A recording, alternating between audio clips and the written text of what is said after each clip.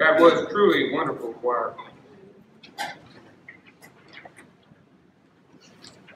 I have to tell you that when I was preaching today and I looked at the lectionary to see what the text for the week were, and I saw that the 5th chapter of Amos was on the list, I was a little bit more than excited. If I were to make a list of my favorite books from the Bible, then perhaps after Mark's Gospel, Amos would be at the top. And if I were to pick my favorite chapter from Amos, there is no doubt that it would be chapter 5. And if I had to pick just a few verses from chapter 5, well, I invite you to listen to the words of the prophet Amos. Alas for you who desire the day of the Lord. Why do you want the day of the Lord? It is darkness, not light. As if someone fled from a lion and was met by a bear, or went into the house and rested a hand against the wall and was bitten by a snake. Is not the day of the Lord darkness, not light, and gloom with no brightness in it? I despise your festivals, and I take no delight in your solemn assemblies. Even though you offer me your burnt offerings and grain offerings, I will not accept them. And the offerings of your well-being, of your fatted animals, I will not look upon. Take away from me the noise of your songs. I will not listen to the melody of your harps. But let justice roll down like waters, and righteousness like an ever-flowing stream. This is the word of the Lord. Praise be to God. To me, the words that Amos places into the mouth of God are simply riveting. Amos conveys the anger of God, and that anger is palpable. God is simply fed up with the people and how they have cried out to the Lord. And so Amos says, you think the day of the Lord is going to be a good thing? You do not even know what it means. You think the day of the Lord will bring you escape? You will escape only into a worse fate.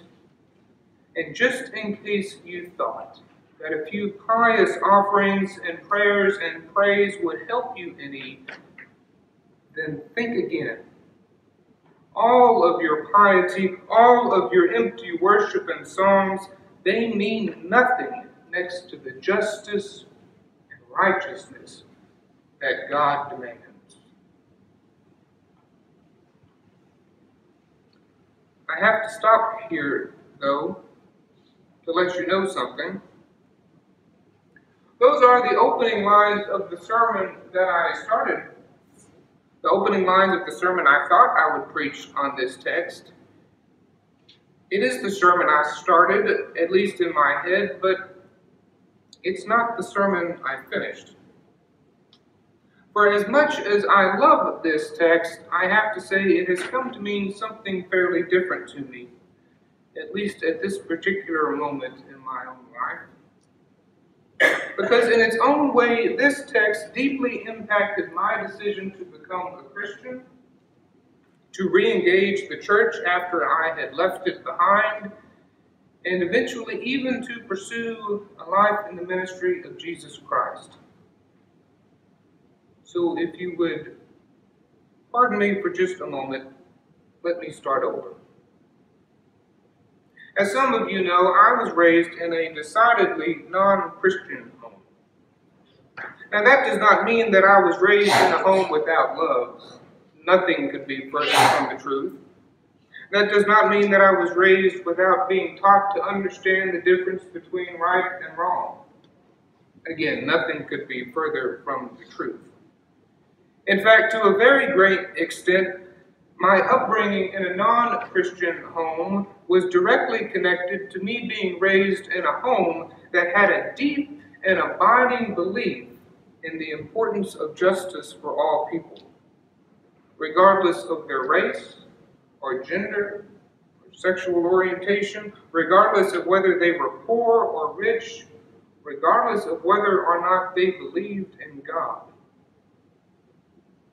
I tell you this because one of the first things they teach you when you start at Bride is something about embedded theology. And what this term essentially means is that each of us comes to know and understand something about God simply out of the context in which we are raised, the context in which we experience childhood and move into adolescence and finally into adulthood. For me, my embedded theology involved not so much a denial of God as just complete indifference. I do not know that I denied a belief in God because I simply never thought about it. About the closest I ever came to reading a Bible was in the waiting room at Dr. Dalton and Dr. Yee's office. You've been there. I can still see that book with the blue cover on it, a very colorful drawing of some old man with the white beard. Some old man with a white beard and a bunch of animals and a big boat, and they all had big smiles as there was a big rainbow in the sky. I had absolutely no idea what that picture was about, but it sure didn't make me very interested in God. So while my own embedded theology was pretty light on the theo, it was very heavy in the idea of justice for all people and the importance of seeking justice for those who do not have it, for helping them to seek it for themselves. I wasn't encouraged to read the Bible. I was encouraged to read John Kennedy and Robert Kennedy. I was taught from an early age that the greatest presidential candidate ever elected to the presidency was George McGovern. And when I was around 14... That is the home from which I come. When I was around 14, I was given a CD. The CD, which I have on my phone today and I still listen to, had 3 speeches on it by Dr. King. One, of course, was his I Have a Dream speech from August of 1963. One, of course, was the final speech of his life, his mountaintop speech from April 3rd, 1968. But the first speech on that CD was from June 23rd, 1963. A speech he gave in Detroit just a couple of months before the Great March on Washington. That speech in Detroit was really a type of rehearsal for what became his most famous address, but in many ways I liked that Detroit speech even better. In Detroit, Dr. King talked about the urgency of that moment, what he called the fierce urgency of now. He talked about the importance of the civil rights movement remaining nonviolent, quoting Jesus on a number of points. But even more, he expanded on the vision he had from his dream. And in one of those expanded passages, a passage that gets shortened a little bit by the time he gets to Washington, Dr. King said, "I have a dream this afternoon that one day in this land the words of Amos will become real, and justice will roll down like waters and righteousness like a mighty stream." I can recall listening to those words over and over and over again. When Dr. King spoke them, he did so with the moral authority that even my 14-year-old mind could understand. I didn't really know what the words meant, but I knew they meant something profound. Justice will roll down like waters, and righteousness like a mighty stream. Now, I had absolutely no idea who Amos was, and there was no Google or Wikipedia to give me a quick answer. I can remember, though, eventually deciding I wanted to know who Amos was, and so I went to my older sister's room, because in there we had this very big set of books. There must have been 20 or so of them, something they used to call the Encyclopedia Britannica. So I looked in the first book and I found an entry under Amos, and I discovered that Amos was a prophet in the Hebrew Bible. Well, that meant almost absolutely nothing to me, but it did mean just enough that I knew where I could go next in my search. I could go to the piano bench in the dining room of our house, because that was the only place that I knew where a Bible was in my house. For all of the non-religion of my childhood home, my father did love to play the old hymns that he was raised on our piano, and so I knew there was a Baptist hymnal and a Bible in that piano bench. There was also a songbook in there with the picture of a man smiling with this beautiful long hair, and I used to think at some point as a child that that might be Jesus, but I later realized it was actually Willie Nelson.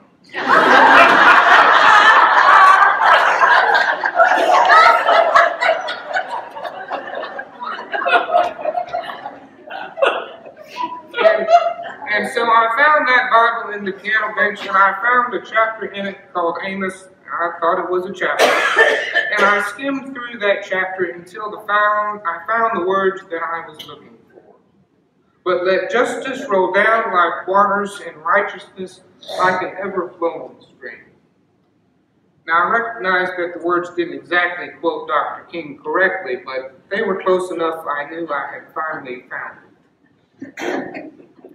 Now, I would like to tell you that at that moment, just in reading those words of Scripture from Amos, I recognized the movement of the Spirit within me, and I began to want to know more about who Amos was. I began to want to know more about who God was, until eventually I began to want to know something about this Jesus fellow. To borrow from our Methodist friends, I would like to tell you that I read that passage and my heart was strangely warm. But I probably shouldn't tell fibs from the pulpit, so I'm not going to tell you that. In fact, nothing like that happened. I think that was about as far as my desire to know something about Amos took me. And yet, looking back, perhaps the seed was planted. In the years that would follow, I would both fall in love with God and out of love with the church, as I concluded that the church I first attended seemed far more interested in preaching about Jesus than actually doing any of the things Jesus told us to do. And yet that seed continued to grow. And I eventually found another church, perhaps a church you might recognize, a church in which the idea of justice, of God's justice, is important. A church in which proclaiming that Jesus is the Christ cannot be separated from seeking to do the things Jesus said to do, to love our neighbors, to feed the hungry, to care for the stranger, to be more concerned about the least of us than we are about ourselves. As disciples of Christ, we come from a long tradition of seeking God's justice in the world. But even more, I believe that our future is closely tied to continuing to seek God's justice in the world. You can read countless articles, and even more, you can have countless conversations with people about God and about Jesus and about the church.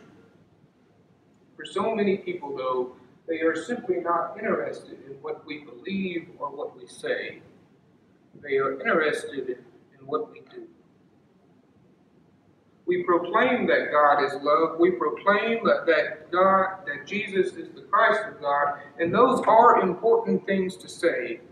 But what do they mean in terms of action? Do we only proclaim it within the walls of a church, or do we put those beliefs into action by helping to improve the lives of people in this community and the lives of people in this world? What we believe and say is all well and good, but what does our speech look like in action It is a problem we face today, but I think it is a problem that we have always faced.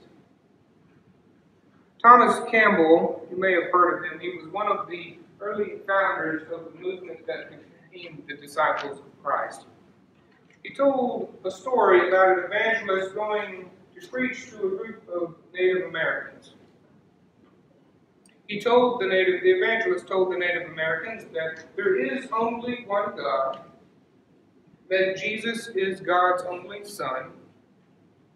He told the Native Americans about the teachings of Jesus and how the things Jesus taught eventually got him killed. That he died on a cross, but that he was resurrected and the Holy Spirit came to be with us. The Native Americans responded by saying they really liked the story that the evangelist told. They also believed that there is only one Great Spirit. But they didn't really know what to make of this Jesus.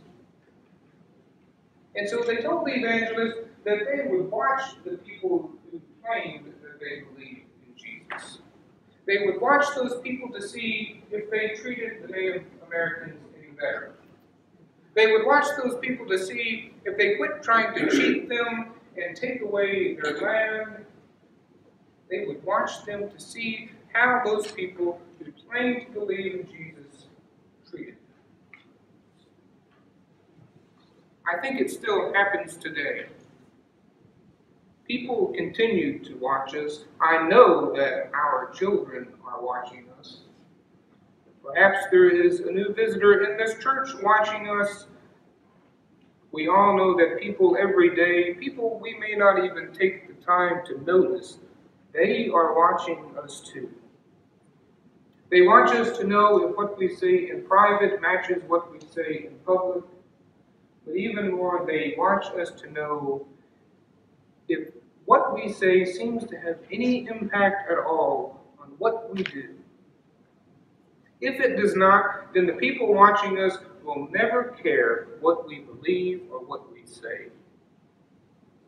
If it does, though, if people see our words put into action in our community and in the world, then there is no limit to what God working through us can accomplish in this world. I believe deeply that if we really want people to know about Jesus and about God's love made known to us through Jesus, we absolutely need to tell them about it. But we also must never forget we have to show them. Show them through how we treat each other. Show them through how we care for all people. Show them by being a church of radical welcoming, radical outreach, radical justice, and radical love. Perhaps we might call it a kind of radical evangelism. A radical evangelism that reminds us that what we say matters, but it doesn't matter more than what we do. A radical evangelism that also reminds us that what happens in this room is of great importance, but it's never more important than what we do with God out in the world. A radical evangelism that seeks to reach each and every person, and in doing so seeks to flood the whole world with God's justice and God's love. May we ever act to make it so. Amen.